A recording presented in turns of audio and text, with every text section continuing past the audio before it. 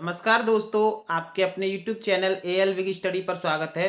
दोस्तों, इस वीडियो में हम यूपी पुलिस परीक्षा के लिए हिंदी का प्रैक्टिस सेट देखेंगे। तो दोस्तों देखते हैं पहले प्रश्न को। पहला प्रश्न है, बच्चे बस से पाठशाला जाते हैं, इस वाक्य में कौन सा कारक है? तो इस वाक्य में हमें क्या बताना है? कारक बताना है। तो दोस्तों यहाँ पर से कारक चिन्ह का प्रयोग हुआ है। कौन से कारक चिन्ह का प्रयोग हुआ है? से कारक चिन्ह का प्रयोग हुआ है। अब दोस्तों मैं आपको बता दूं कि जो से कारक चिन्ह का प्रयोग होता है, एक तो अपादन कारक में होता है। कौन से कारक में होता है? एक तो अपादन कारक में होता है और एक होता है से कारक चिन्ह का प्रयोग कर्ण कारक में। कौन से कारक में? कर्ण कारक में। अच्छा, अपादान कारक में जब से का प्रयोग होता है तो किसी चीज को अलग दिखाने के लिए होता है। जैसे हम बोले हिमालय से, हिमालय से, हिमालय से गंगा, हिमालय से गंगा निकली, हिमालय से गंगा निकली। तो यहाँ पर हमने दोस्तों से कारक चिन्ह का प्रयोग हुआ है, लेकिन हिमालय से जो है वो गंगा दूर हटने के सेंस में हुआ है, यानी अलग होने के सेंस में हुआ है। लेकिन कर्ण कारक का जो से का प्रयोग होता है वो साधन के लिए होता है। जैसे एग्जाम्पल में बोले, राधा पेन से लिखती है, राधा पेन से लिखती है। तो यहाँ पर हम अगर से कारक चिन्ह का प्रयोग कर रहे हैं तो यहाँ पर लिखने का साधन जो है वो पेन है।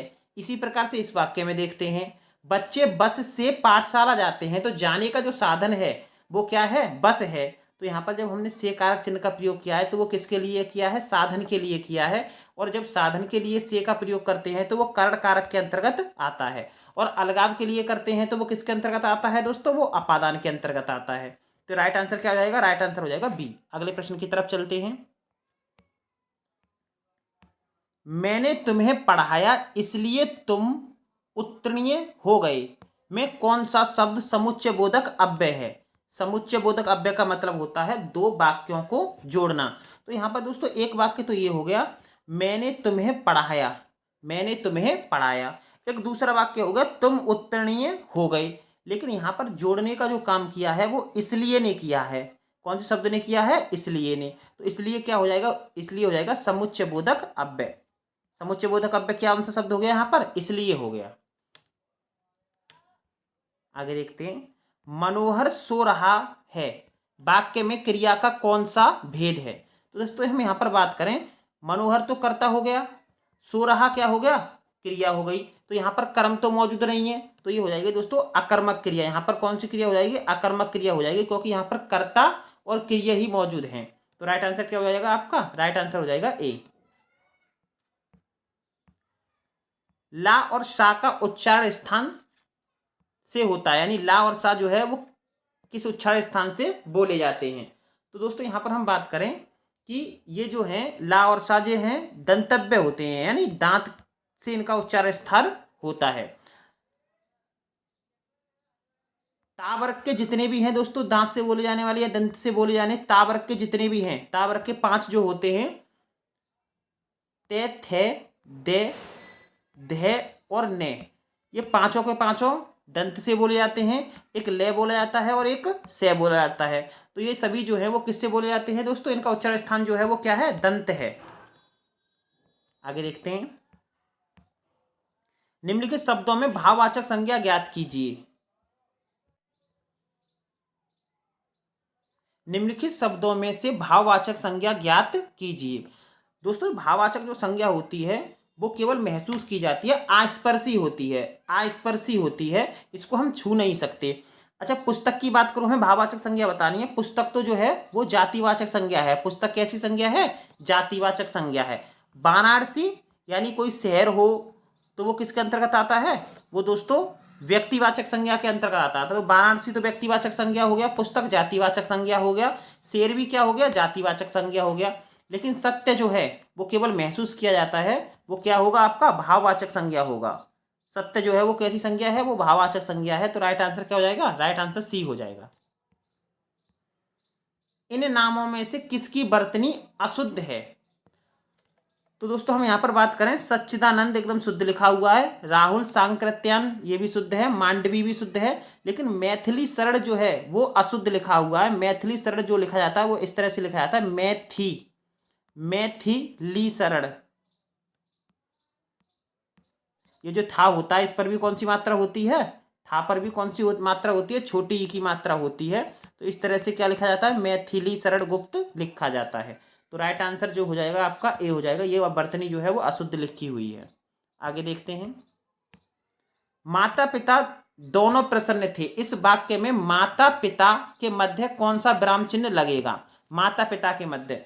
तो दोस्तों यहाँ पर हम दो विपरीत शब्द जो होते हैं या दो समानार्थी शब्द जो होते हैं या जो सामासिक शब्द जो होते हैं उनमें हम योजक चिन्ह का प्रयोग करते हैं। हम कौन सा चिन्ह का प्रयोग करते हैं? योजक चिन्ह का प्रयोग करते हैं। तो यहाँ पर माता पिता के बीच में कौन सा चिन्ह आएगा? योजक चिन्ह आएगा।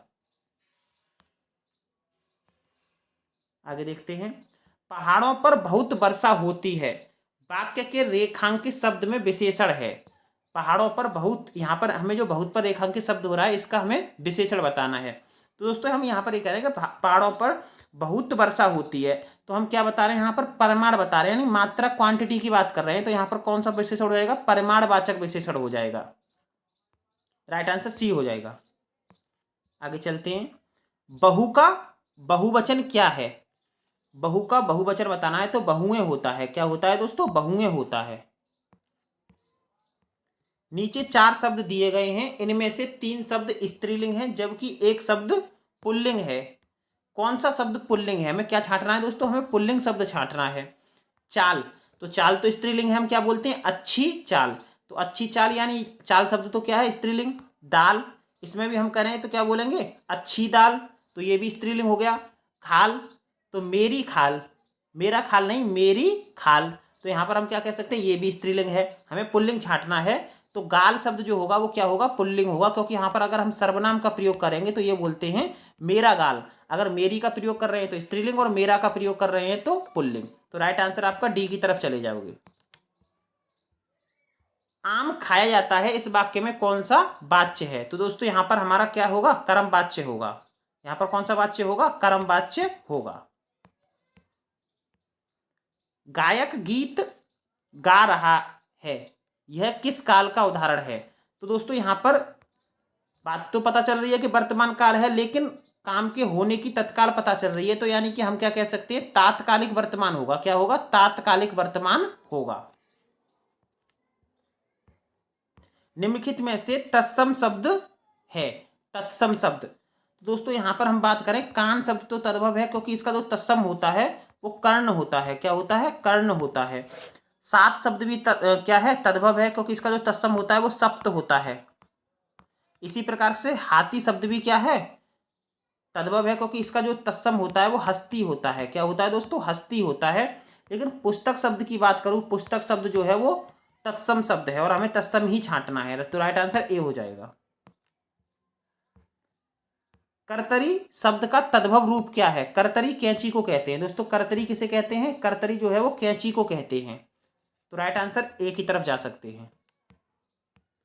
अलमारी किस भाषा का शब्द है? अलमारी जो है वो दोस्तों वो पुर्तगाली भाषा का शब्द है। कौन सी भाषा का है अलमारी शब्द? पुर्तगाली भाषा का शब्द है। निम्नलिखित में से व्यष्टि शब्द का विलोम शब्द क्या है? व्यष्टि, तो व्यष्टि का जो विलोम होता है वो समष्टि होता है। व्यष्टि का क्या होता है? समष्टि। इनमें से नयन शब्द में प्रयुक्त कृत प्रत्यय कौन सा है? तो दोस्तों यहां पर हम बात करें कि जो प्रत्यय होते हैं वो 2 तरह के होते हैं। एक तो आपका होता है कृत प्रत्यय और एक होता है तदित प्रत्यय। क्रिया के साथ में जो लगाए जाते हैं वो कृत प्रत्यय कहलाते हैं, और संज्ञा सर्वनाम के साथ में जो लगाए जाते हैं वो कौन से प्रत्यय कहलाते हैं? तदित प्रत्यय कहलाते हैं। तो यहाँ पर हम कहें कि नयन शब्द में जो है वो कौन सा प्रत्यय है? तो यहाँ पर ने धन अन से मिलकर बना है कौन सा शब्द? नयन।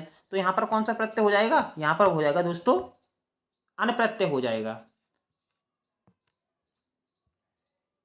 बा तजुर्बा शब्द में कौन सा उपसर्ग है? उपसर्ग जो होते हैं वो शब्द से पहले लगाए जाते हैं। तो यहाँ पर मूल शब्द तो तजुर्बा है, मूल शब्द क्या है? तजुर्बा है। लेकिन यहाँ पर कौन सा उपसर्ग लगा हुआ है दोस्तों? यहाँ पर बा उपसर्ग लगा हुआ है। तो राइट आंसर हो जाएगा वाह। बा उपसर्ग लगाकर हमने वाह तजुर्बा शब्द बनाया है। यातुधान का पर्यायवाची शब्द है। यातुधान जो है दोस्तों निशिचर का पर्यायवाची होता है। निशिचर बोले तो राक्षस दानव दैत्य जो हैं वो सब किसके पर्यायवाची है? यातुधान के पर्यायवाची शब्द हैं। दानव कह लो, राक्षस कह लो, ये सब किसके हैं? यातुधान के ही हैं। आगे है निम्नलिखित में से कौन सा शब्द हाथ का पर्यायवाची नहीं है। हाथ का पर्यायवाची नहीं है तो हाथ का हस्त होता है, कर होता है, पाणी होता है, लेकिन कटी जो है दोस्तों वो कमर के लिए प्रयोग होता है। कटी जो है वो किसके लिए प्रयोग होता है, कमर के लिए होता है। तो यही जो है वो हाथ का पर्यायवाची नहीं है। तो ए ऑप्शन क्या हो जाएगा, राइट हो जाएगा। कुशाग्र का हमें विलोम शब्द बताना है। कुशाग्र का क्या बताना है, विलोम शब्द बताना है। यानी कि हम कहें कुशाग्र बुद्धि। कुशाग्र का मतलब होता है तेज बुद्धि वाला। तो इसका जो विलोम हो जाएगा दोस्तों, इसका विलोम हो जाएगा मंद, मंद बुद्धि। तो कुशाग्र का विलोम क्या होता है, मंद होता है। स्वर संधि में किसका मेल होता है।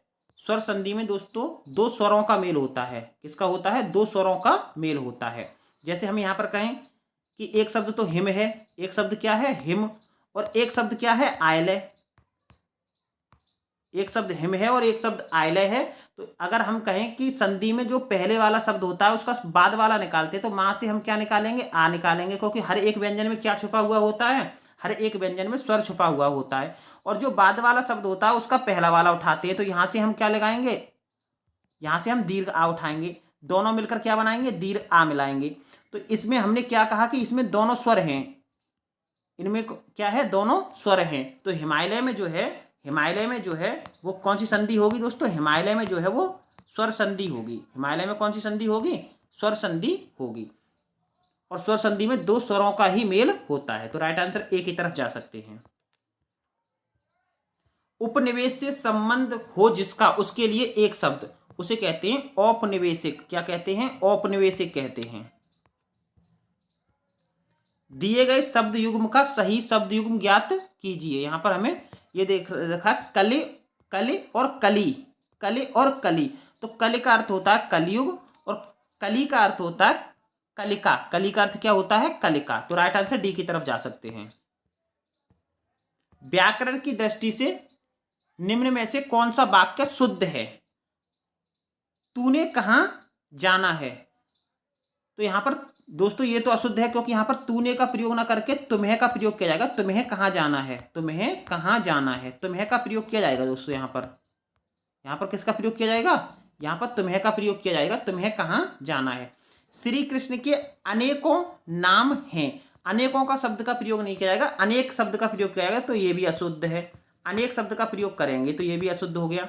शीला प्रतिदिन स्कूल जाती है, तो इसको दोस्तों इस वाक्य में कोई भी अशुद्धि नहीं है। ये वाक्य कैसा हो जाएगा, शुद्ध हो जाएगा। उसका प्राण पखेरु उड़ गया, दोस्तों प्राण जो है वो बहुवचन शब्द है। प्राण जो है वो बहुवचन शब्द है, इसलिए हम यहाँ पर उड़ गया नहीं, उड़ गए का प्रयोग करते, तो ये भी वाक्य क्या हो जाएगा, अशुद्ध हो जाएगा। तो राइट कौन सा हो जाएगा आपका, राइट हो जाएगा सी। डॉक्टर ने मरीज को देखा और उसे दवा दी, यह वाक्य किस वाक्य भेद का उदाहरण है। सही विकल्प को चिन्हित कीजिए। तो दोस्तों यहां पर हम कह रहे हैं डॉक्टर ने मरीज को देखा और उसे दवा दी, ये संयुक्त वाक्य है। ये कैसा वाक्य है दोस्तों, संयुक्त वाक्य है। राजनेता में कौन सा समास है, तो यहां पर हम दोस्तों अगर इसका समास विग्रह करें तो इसका समास विग्रह होगा राज्य, राज्य का नेता, राज्य का नेता, राज्य का नेता। अब यहाँ पर दोस्तों क्या चीज हुआ, यहाँ पर कारक चिन्ह का प्रयोग हुआ, और कारक चिन्हों का जो प्रयोग होता है वो किस में होता है, तत्पुरुष समास में। और का कारक का हुआ है, तो ये संबंध तत्पुरुष है। ये कौन सा समास है, संबंध तत्पुरुष है। तो राइट आंसर ए की तरफ जा सकते हैं। मुगल बादशाह शाहजहां ने किस कवि को महाकवि राय की पदवी दी थी, तो ये दी थी दोस्तों सुंदरदास को। किसको दी थी, सुंदरदास को। पुराने रीति रिवाजों में जकड़ा होना पर आधारित मुहावरा दिए गए विकल्प में कौन सा विकल्प है।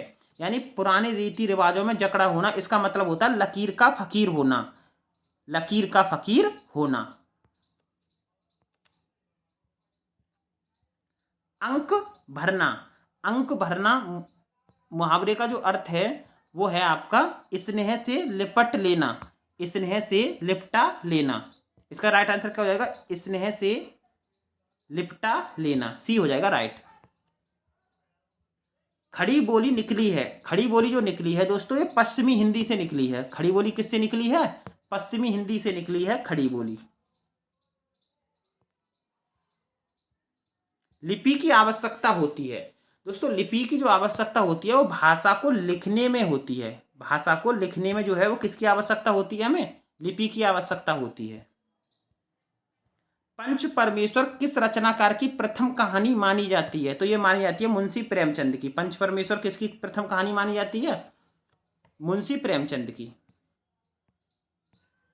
निम्नलिखित में से कौन सा अनिश्चयवाचक सर्वनाम नहीं है? अनिश्चयवाचक सर्वनाम नहीं है। कुछ भी ये है, कुछ ना कुछ ये भी अनिश्चयवाचक सर्वनाम है, सब कुछ ये भी है। लेकिन जो और भय जो है वो अनिश्चयवाचक सर्वनाम नहीं है, क्योंकि जो है वो संबंधवाचक होता है और भय जो है वो क्या होता है? पुरुषवाचक सर्वनाम होता है। तो ये अनिश्चयवाचक सर्वनाम नहीं है। हिंदी भाषा की कुल वर्ण लिपियां हैं। तो हिंदी भाषा में जो कुल वर्ण लिपियां हैं दोस्तों 52 हैं। उसमें से 11 तो क्या होते हैं? 11 स्वर होते हैं और 33 मूलतः व्यंजन होते हैं। 33 क्या होते हैं? मूलतः व्यंजन कितने होते हैं? 33 होते हैं। 4 कौन से व्यंजन होते हैं? 4 जो होते हैं वो आपके संयुक्त व्यंजन होते हैं। संयुक्त व्यंजन होते हैं 4।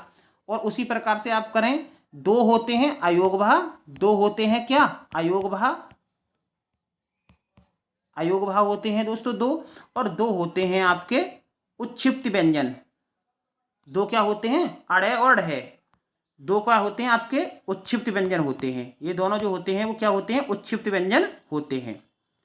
तो इस प्रकार से 44, 11 और 33, 44 और 4 48 और 2 50 और 2 52। इस प्रकार से कुल वर्ण कितने होते हैं? 52 होते हैं। तो राइट आंसर क्या हो जाएगा? सी हो जाएगा।